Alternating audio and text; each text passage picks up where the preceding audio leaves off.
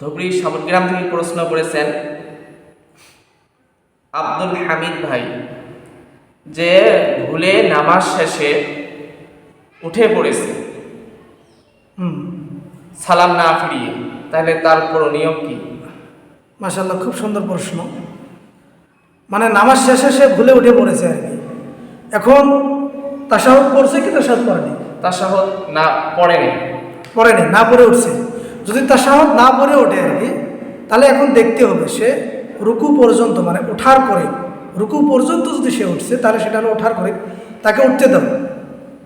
উঠছে, এখন তার জন্য যত সময় পর্যন্ত আরেক রাকাতের জন্য সে রুকু করে নেই, বসার অপশন আছে, সে বসুক। কিন্তু লাস্টে যায় ক্ষতিপূরণের জন্য দুইটা সিজদা, সেটাকে সুহু সিজদা বলা হয় শরীয়তের ভাষায়। সেই সিজদাটা সে যদি করে তাহলে তার নামাজ হয়ে যাবে ইনশাআল্লাহ তাআলা। আর যদি সে বসার পরিবাসে, মানে রুকু পর্যন্ত উঠে নেই, সে হঠাৎ করে বসে যাবে, সুহু সিজদা করতে হবে না। আর যদি তাশাহুদ পড়ে বা দরুদ পড়ে, তারপরে দোয়া মাসুরা পড়ার পর যদি উঠে পড়ে, তাহলে কি? হ্যাঁ, কায়দা ওটাই আসবে আর কি। সে যদি তাশাহুদ পড়ে বা দরুদ শরীফ পড়ে, ওরে আবার সে মানে উঠে পড়ছে আর কি, ভুলে সালাম ফিরে নেই, যদি উঠার পরেই হয় তাহলে তাকে উঠতে দাও। লাস্টে আবার বসবে, যত সময় পর্যন্ত আরেক রাকাতের জন্য সে রুকু করে নেই, সে বসবে, তার জন্য বসা উচিত। হ্যাঁ, আবার সুসিজদা করতে হবে।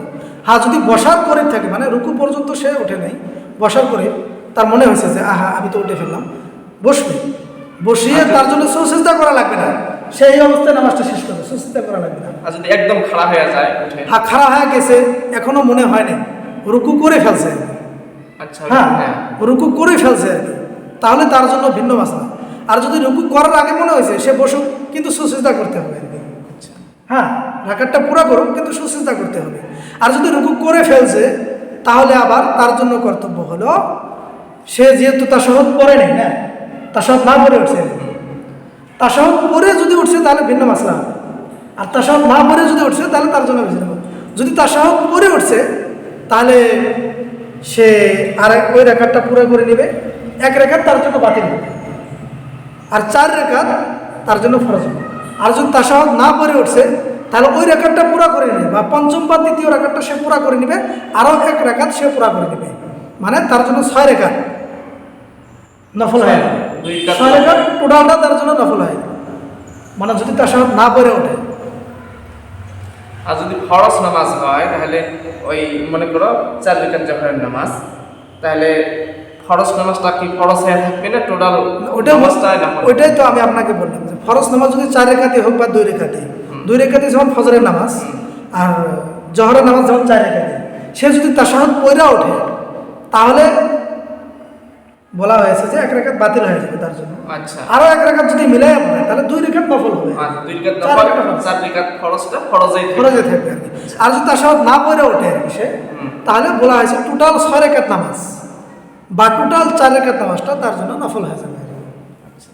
যদি 5 রাকাতে পড়ি নেয় তাহলে 1 রাকাত বাতিল ধরে দিবে আল্লাহ তাআলা, আর 4 রাকাতটা ফরজ হিসেবে গণ্য হবে। 5 রাকাত পড়তে পারবে, কিন্তু 5 রাকাত পড়াটা তার জন্য উত্তম না, তার কারণে 1 রাকাত বাতিল হবে, বাতিল হওয়াটা তো ঠিক না। আপনি আরো 1 রাকাত মিলাই পড়েন, তখন আপনার জন্য 2 রাকাত নফল হয়ে সব পাওয়ার সব পালেন। আচ্ছা।